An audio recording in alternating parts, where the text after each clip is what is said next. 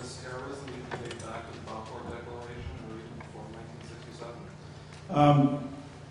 I take it back to the Balfour Declaration when I talk about the Middle East problem, not terrorism. When I talk about a problem, I take it I take it before the Balfour Declaration. I take it to the first Zionist Congress in Basel, Switzerland, in 1897, I think it was. Was that with Theodore Herzl? That's right.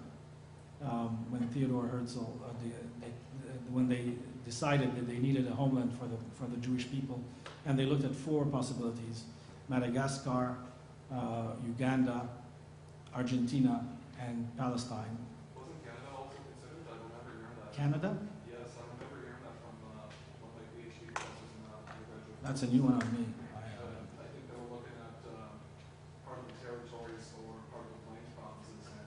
And, I never heard that, but no, I don't know years I'll have to look into that. It's interesting. But they looked at those. To my knowledge, they looked at those 4 regions, and then they settled on Palestine for historic reasons, obviously, because the biblical ties to the land. And so, yeah, you can take it to the first Zionist Congress, which is what I usually do.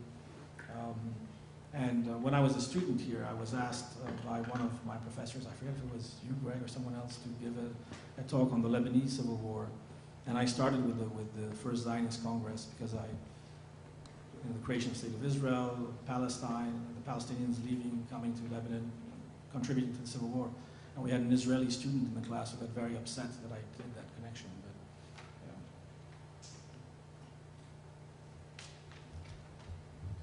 yeah. After all these dire pronouncements, is there some example of a situation where you saw really positive conflict resolution?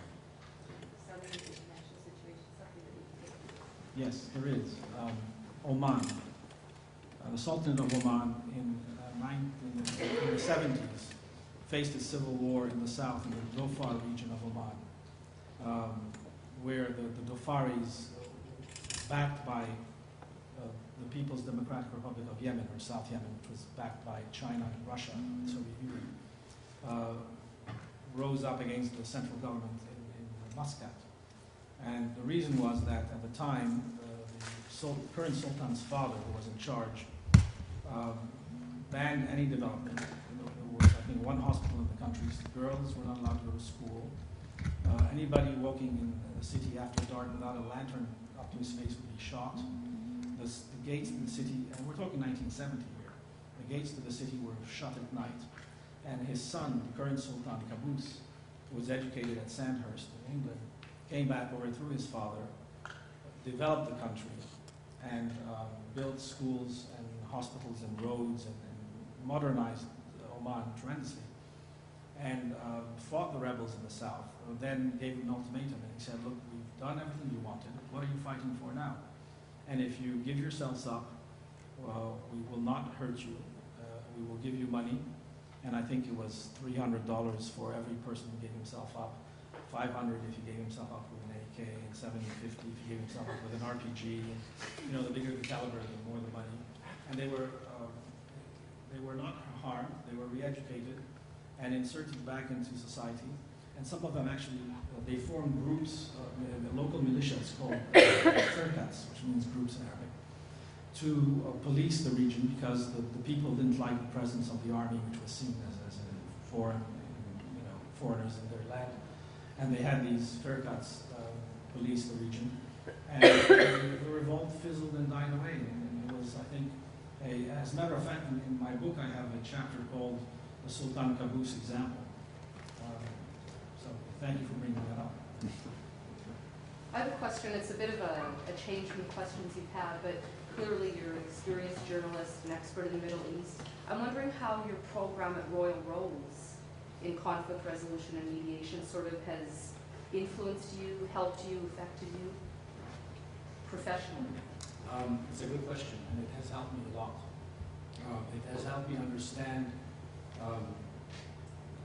conflict, and it has helped me understand conflict resolution. When I looked at Obama, for example, and what he was doing, I was saying, this guy has somebody who's studying conflict resolution telling him what to do, because it was, there were days I felt I was sitting in Greg Cran's class. Seriously. he obviously has people who have studied conflict resolution advising him, and that makes a big difference. And it has helped me in my analysis of the conflict, in terms of analyzing conflict. It has helped me a lot, and although I screamed and shouted and fought against the theories that I hated, some of them I've put to good use because you just saw. That's the mind mapping. Well, if there are no more questions, I think we can wrap up. Yeah. Just one small story. You've had a chance to interview a number of dictators, Saddam, Amin, many others. Of all of those dictators that you interviewed, which was the most scary? The most scary to me personally was Nikos Samson of Cyprus. That's because of my interaction, my direct interaction with him. Right after the coup in 1974, Samson he was a thug. He was a real two-bit thug that was pulled out of jail and named president of Cyprus. And we had just arrived from Beirut, and he gave a press conference. And on the way to the press conference, we were stopped by his men who took away our notebooks and our film and our cameras. So during his press conference, he said, Cyprus is a free country. You can go about, do what you like. So I asked him a question. I was standing this far away from him. I said, Mr. President, you just said this is a free country. Yet on our way here, we were arrested, harassed, and then stopped from doing our job. And he starts screaming at me and pointing his finger in Greek, which I don't understand. And I was looking at the translator. What's he saying?